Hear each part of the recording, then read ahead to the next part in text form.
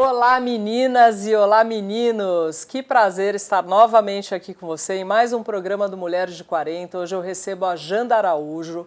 Ela é empresária, consultora de empresas e professora de pós-graduação da Anhembi Morumbi e dona da Básica com Pimenta. Tem um assunto muito interessante para vocês, nós vamos falar sobre diversidade de gêneros, diversidade racial e muitas outras coisas, feminismo, machismo, tem um assunto muito interessante para vocês.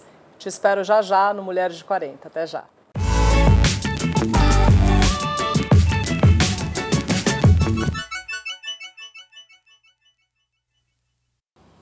Janda, que alegria te receber aqui, viu? Tô super feliz. Obrigada, Vanessa, pelo convite. Vai ser bem interessante o nosso bate-papo. A gente vai discutir uns temas bem legais. Adorei a proposta. Eu que adorei. Olha, quem sugeriu os temas para mim foi a própria Janda. E eu gostei porque são temas que interessam para todas nós, para todas vocês que estão aqui nos assistindo e os homens também. Janda, vamos falar um pouquinho sobre feminismo? Eu queria saber, porque muita gente não sabe direito qual que é a diferença entre feminismo e machismo. Você consegue fazer essa diferenciação para mim? Sim, é muito simples. Feminismo, ele propõe-se, a gente está falando de igualdade. O feminismo, ele acredita que homens e mulheres têm os mesmos direitos políticos, sociais e econômicos. O machismo não, ele pressupõe a superioridade masculina em relação à mulher. O feminismo, ele prega igualdade. E principalmente, o mais importante hoje, quando a gente fala de feminismo, é divulgar esse conhecimento entre as mulheres. Sim. Existem mulheres machistas. Existem mesmo. É muito triste, né? Eu falo que é muito triste num país, principalmente em nosso país, que é o quinto país no mundo onde mais se mata a mulher, é o quinto em feminicídio, segundo a OMS. É muito triste quando vemos mulheres nas redes sociais ou em rodas de conversa terem atitudes, né, ou discurso machista. Por exemplo? Um bom exemplo é apanha porque quer. Ela está no relacionamento abusivo porque ela quer. Falta um pouquinho de empatia, de sororidade, ou quando falamos da cultura do estupro. Se ela não tivesse vestida desse jeito, ela não seria estuprada. Então é muito triste quando a gente vê isso. Então é muito importante falar e propagar esse conceito do feminismo e falar muito mais sobre eles, principalmente com as crianças. Eu tenho a impressão que a palavra feminismo, ela às vezes é um pouco arrogante, né? Tem muita gente que tem até preconceito em falar, eu sou feminista, né? Então, o preconceito, ele nasce da ausência de conhecimento. Você tem uma visão pré-concebida. Como todo movimento, você tem as vertentes que são mais radicais, que, na verdade, elas propagam não o feminismo, mas o femismo, como eu falei. O medo do desconhecido, né? O preconceito, ele passa, né, passa também pela questão da falta de conhecimento. Então, falar de feminismo é muito importante. Falar que feminismo não é dizer que as mulheres são superiores. Queremos um espaço que nem são chatas, e nem né? são inferiores. Somos Sim. iguais nas nossas diferenças. Sim. Temos as mesmas capacidades. E isso é muito importante. E dentro do feminismo, hoje, tem algumas mulheres sensacionais que eu sou fã e acompanho, como a Djamila Ribeiro e tantas outras, que fazem muito bem esse recorte, que é o feminismo negro. Ele se fez necessário que, quando fomos analisar a situação da mulher negra no nosso país, ela é infinitamente, vamos dizer, o termo seria, a diferença é abismal em relação às mulheres brancas.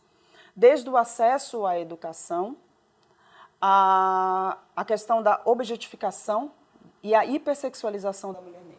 Mas eu acho que às vezes existe um exagero por parte sempre essa afirmação de preconceito. Por exemplo, eu vou te dar um exemplo. Aquela menina negra que ingressou em primeiro lugar na faculdade de medicina. Ela soltou uma frase, ela falou o seguinte, a Casa Branca surta quando a senzala vira médica. Quando eu li essa notícia, eu assim, não me agradou. Eu vou te falar sinceramente, não me agradou, porque eu que não tenho preconceito nenhum, absolutamente, aquilo eu me senti agredida. Eu falei, puxa, por que ela está falando isso? A Casa Branca surta Casa Grande. quando... A Casa Grande, A Casa Grande surta quando a senzala vira médica. O que você achou desse depoimento dela? É muito forte, mas é necessário falar. A frase dela é muito forte. E, efetivamente, ainda há essa angústia de que, olha, a gente tem capacidade, sim, de ocupar os espaços.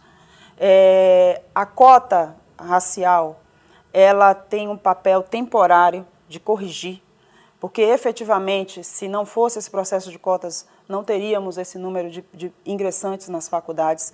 Primeiro, pela qualidade do ensino público, que é deplorável.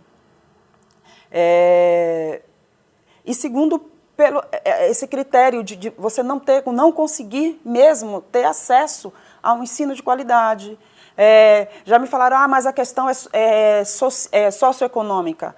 Quando eu olho para a questão socioeconômica, a maioria da população que está nas classes mais baixas são negras. E são os afrodescendentes. Sim. Então, Janda, como é que a gente pode mudar essa questão, né? Eu acho que nós, como pais, temos obrigação de conversar abertamente com nossos filhos sobre não só a questão de preconceito racial, como sobre a questão de preconceito de gêneros, sobre a desigualdade de gêneros, porque hoje isso é muito presente na nossa vida, na vida das crianças. As crianças já estão no mundo virtual, né? Que elas têm acesso a todo tipo de informação, elas se encontram com tudo, elas veem tudo, elas sabem tudo, mais que a gente às vezes, né? E eu acho que a obrigação dos pais é ter uma conversa franca com os filhos e tratar essa questão, porque hoje é muito grave, a gente vê casos graves de homofobia, inclusive de pais cometendo crimes contra os próprios filhos que têm uma condição sexual diferente, que são homossexuais. Outro dia eu vi uma notícia de uma mãe que matou um filho que era gay. Aquilo me chocou extremamente. Sim. Primeiro, o trabalho é interno, porque o discurso do politicamente correto, ele cai se você não internalizou a questão do não preconceito e da empatia com o outro. Em relação à questão racial, nenhuma criança nasce preconceituosa. Em relação à questão de gênero, também. Eles são ensinados e criança não aprende com discurso, criança aprende com exemplo. O melhor que se pode fazer é o exemplo. Em relação aos filhos, é ser um exemplo. É realmente praticar o que se fala. Né? Não sou preconceituoso, mas... Não é preconceito, não seja preconceituoso. O outro tem direito, tem os mesmos direitos que você tem, de existir. E de ser o que ele quiser ser. O segundo é praticar, é o exercício da prática, da empatia e, principalmente, nós mulheres, da sororidade. Aí você falou dessa palavra, eu quero que você explique o que é, porque ela me falou sororidade, eu não sabia o que era, fui estudar o que era e eu adorei. É fantástico. A sororidade, ela fala de irmandade entre mulheres. Eu achei ótimo. Uma solidariedade, né? Solidariedade, principalmente isso. Olha que engraçado, a bandeira da França fala de igualdade, liberdade e fraternidade. Fraternidade, a palavra fraternidade vem de frater, que são irmãos. Sororidade vem de soror, irmãs. Então, igualdade, liberdade e sororidade para todas as mulheres. Esse é o grande recado. Pratica a sororidade, se exercita, não faz pré-julgamentos. Mulher tem muito disso, né? Homem também, mas a mulher sempre tem aquela coisa de aquele olhar mais crítico, né?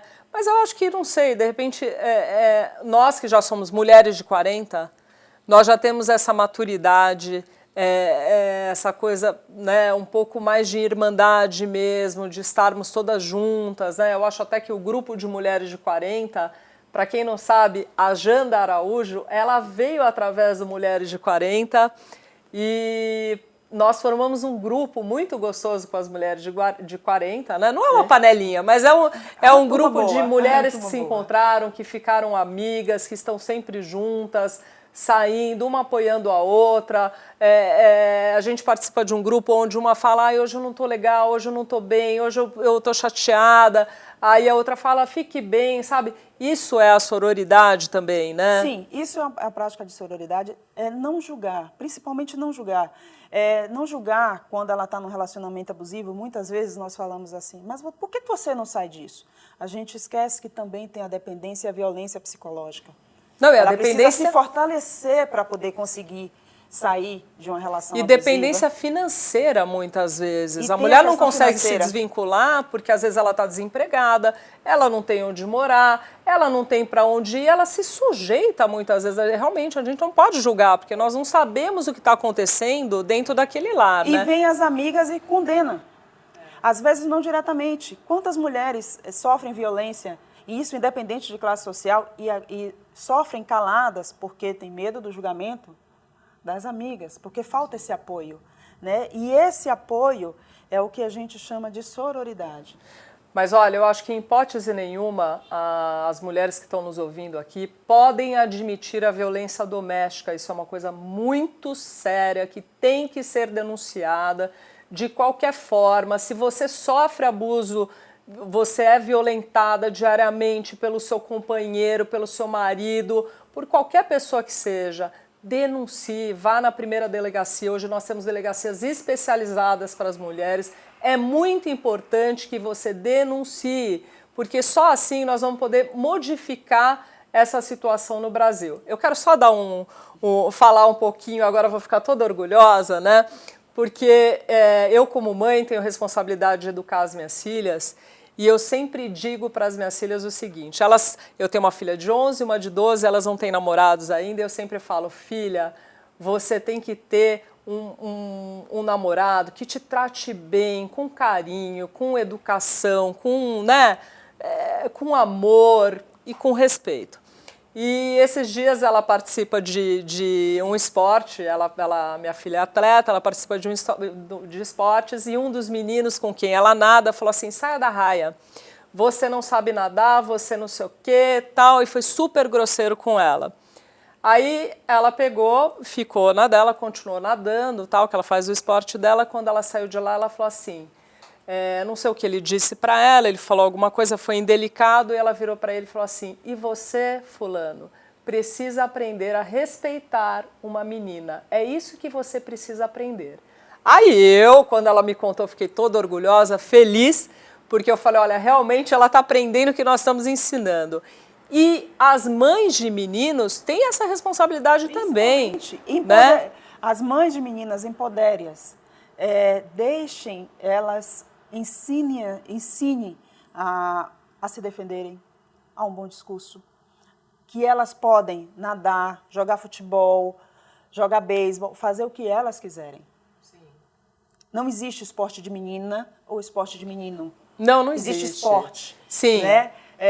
E mães de meninos, por favor, ensine a serem homens maravilhosos, gentis, evoluídos, né? Isso não quer dizer que perde a masculinidade de forma alguma. De jeito nenhum. Eles precisam ter esse apoio, porque os homens também sofrem com o machismo. Sofrem. Essa coisa horrorosa de não pode chorar, né? De não pode transparecer, gera muitas doenças, né? Depressão, síndrome do pânico e por aí vai. Então, solidão, né? Porque um homem que não sabe tratar bem uma mulher fica sozinho. Também, né? Não é? Porque, também, né? E espero que não sabe tratar mulher, tem que ficar sozinho, né? Porque não dá, né? Olha, gente, eu adorei conversar com a Jana, um papo super gostoso, uma delícia, é um assunto que rende muito, que daria pra gente passar o dia inteiro aqui falando. Mas antes da gente finalizar, Janda, eu queria que você falasse da Básica com Pimenta, onde as pessoas podem acessar o teu site, encontrar coisas super diferentes. basicacompimenta.com.br. Não posso deixar de agradecer a Elements, que me veste, as bijus da Corpus Nu e os sapatos da Lulux, que estão sempre me patrocinando aqui no programa do Mulheres de 40. deixar um beijo bem grande para vocês e eu espero vocês no próximo programa do Mulher de 40. Obrigado pela audiência e até a próxima. Adoro construir. Obrigada.